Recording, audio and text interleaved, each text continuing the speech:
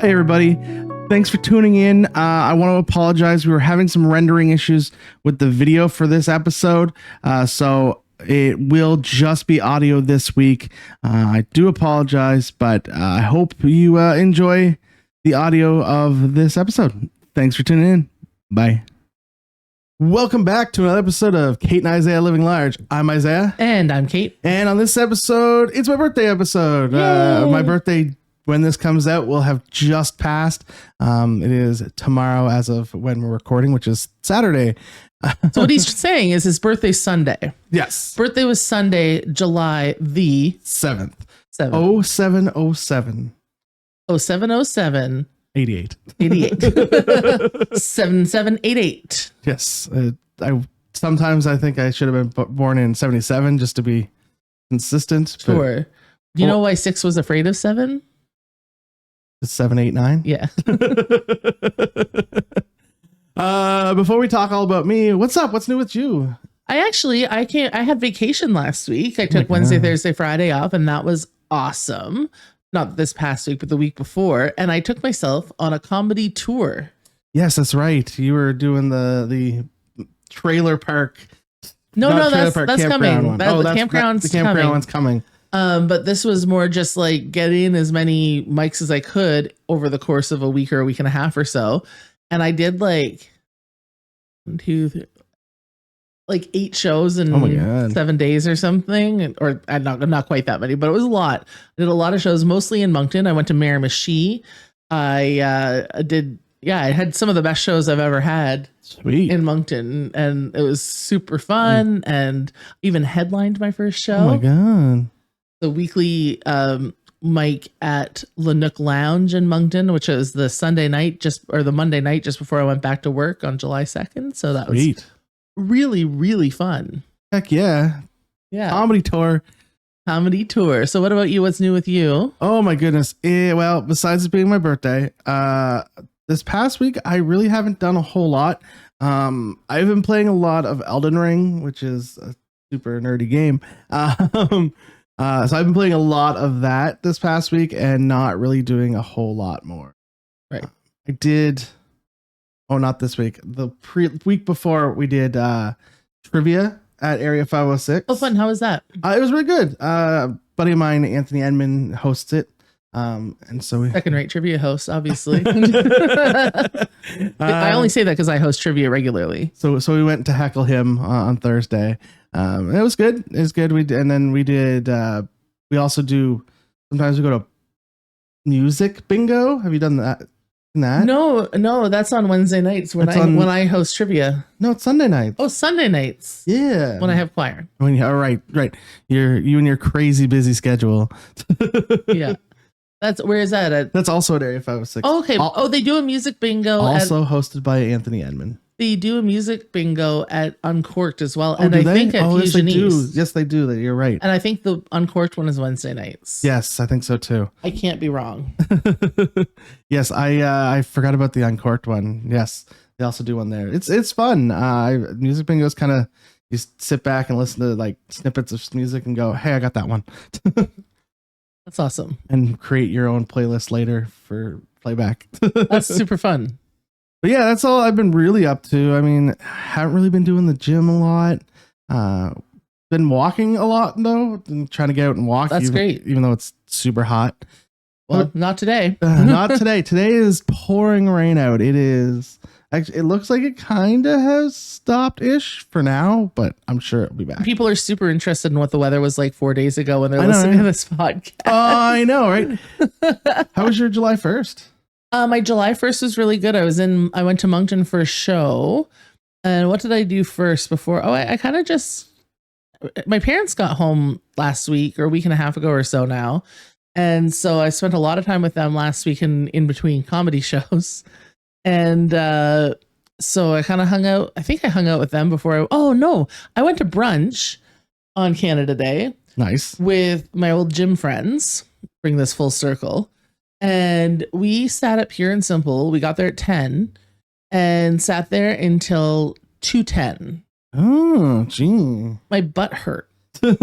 after sitting for so long. So then 3 or 4 of us went on to Hampton, which was on my way to Moncton, incidentally, and had a beer at Hampton Brewing. Nice. I like Hampton Brewing. And then from there, I drove all the way to Moncton, and the show was right downtown. So like I had to manage to get a decent parking spot and maneuver my way around all the happenings of the Moncton Canada Day scene, and then did the show and then tried to escape before the fireworks started so I didn't get trapped in Moncton forever. Ah, yes. We did not do really anything except for see the fireworks, except I didn't realize this year they were letting the fireworks off on Lower Cove Loop instead of where they normally let them off. Oh, weird. Yeah. So where I was just like, oh, we'll just go down to Douglas Avenue and park down at the bottom of Douglas Avenue. But yeah, they were letting them off at Lower Cove, so you could barely see them from that sucks. Douglas. But they were fine from there. But they were letting them off from Lower Cove because it allowed them to like fire up behind the stage of Area 506. Oh, that would be cool. Which would have been cool, but for those of us that don't want to go down in that area, yeah, I don't want to on people that Canada hard. Day. That was I kind of thought of a couple of things. One, did Nigel dress up as Spider-Man this year? I saw pictures of Spider-Man. I'm assuming it was him. Because remember he came on the show and talked about how he had a little. I do. I did see pictures of Spider-Man. I'm going to assume that it was him because he is Spider-Man. I kind of chuckled to myself because it brought it full circle. That's right. Yeah. That's right. And then I'm not going to lie, I did look for the paunch. Oh, did you? And yes. It wasn't bad. Like he's a thin guy, but he is a thin guy. But he is getting a little bit of a beer gut. I mean, he is, in his 30s, late 30s. He will be 40 next month or next week. Oh, he'll be 40 next week. Huh? Yes, He'll join the 40 club. On the 13th. And so you just turned or are turning tomorrow for the sake of this podcast 36 because you just said 1988 and I did the math. Ooh, yes, 36. 36. Mm-hmm. And so if you'll recall when we started this podcast, one of the things that was happening is I'd set a goal to lose 40 pounds before I turned 40.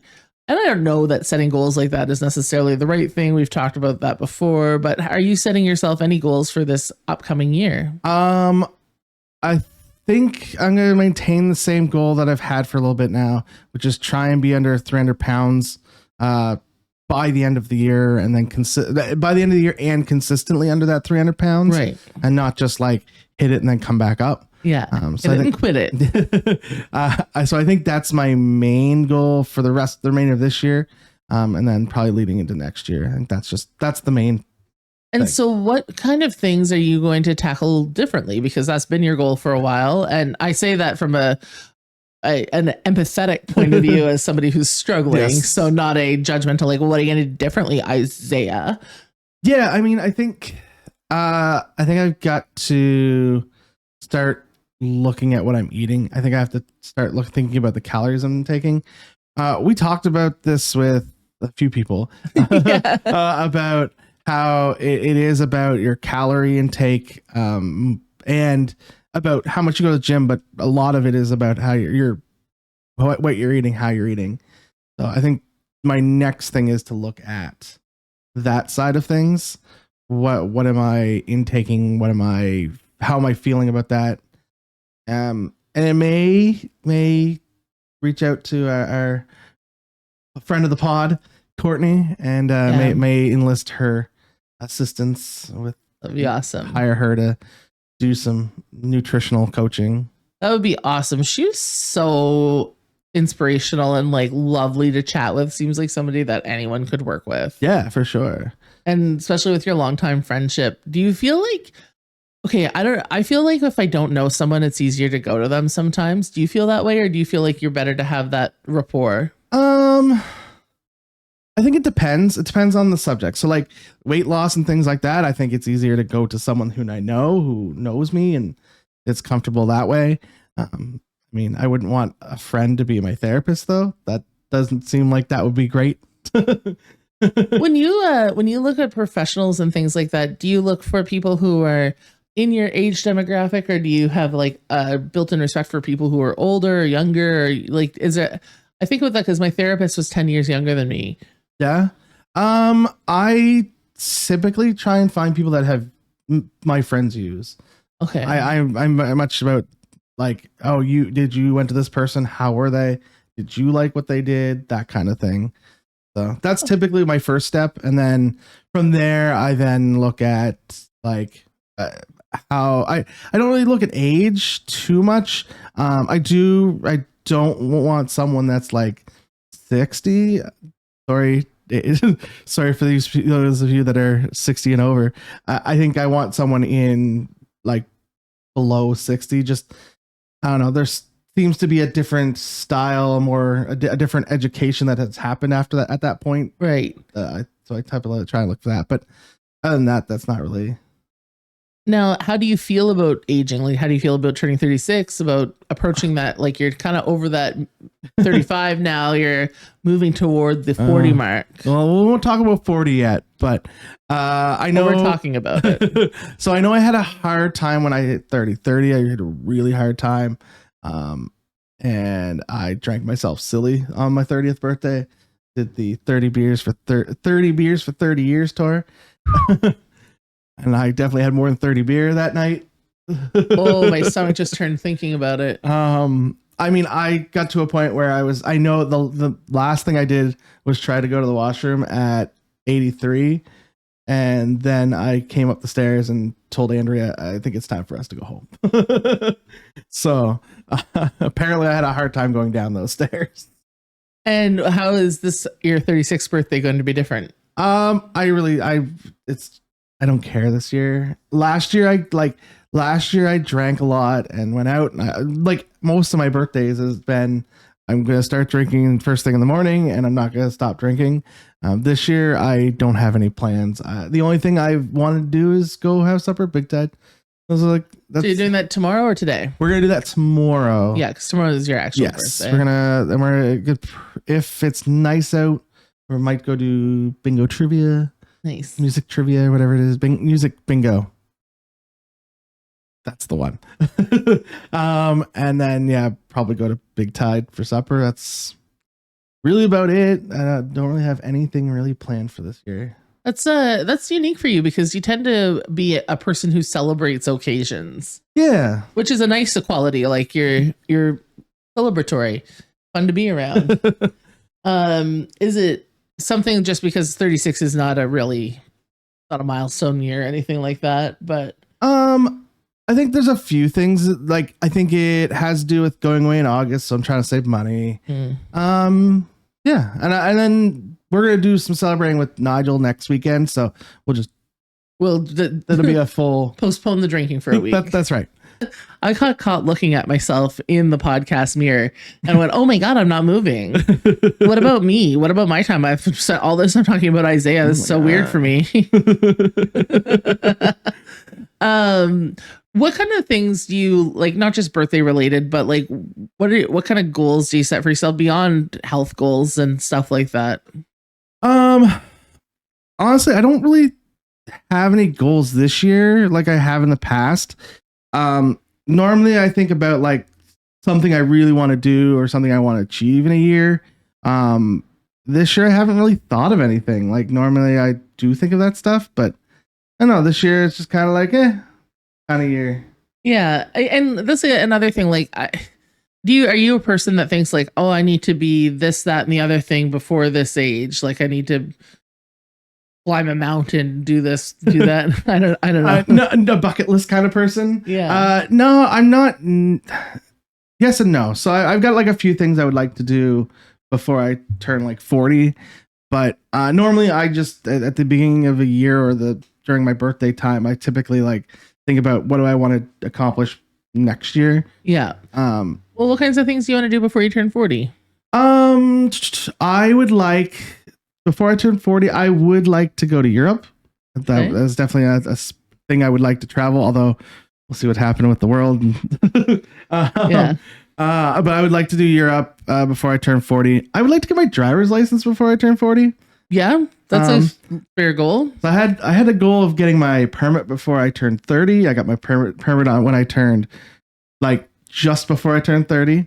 That expired. Did you renew it? Yeah. Okay. Yeah. So now my goal is to get my permit before or my driver's license before I turn 40. That's a very achievable goal. Yes, I think that's another thing that I really want to do. But I think the main one is Europe. I think that's the big. I mean, you could get your license next week. All you have to do is do a test. Yeah, but I need to practice driving first. Okay. That seems doable. No. My problem is people behind me. I have a real hard time. Like, people in front of me I don't care about. It's when people get behind me I get nervous. I need to get over that. I wonder what that says about you. You just said you didn't want your friends as a therapist. I don't know why I'm trying. That's a, like I feel like that's a very achievable. Those are two very achievable goals. One just needs money, and the other one just needs you to do it. Yeah, the harder part is me doing it than the money. Yeah,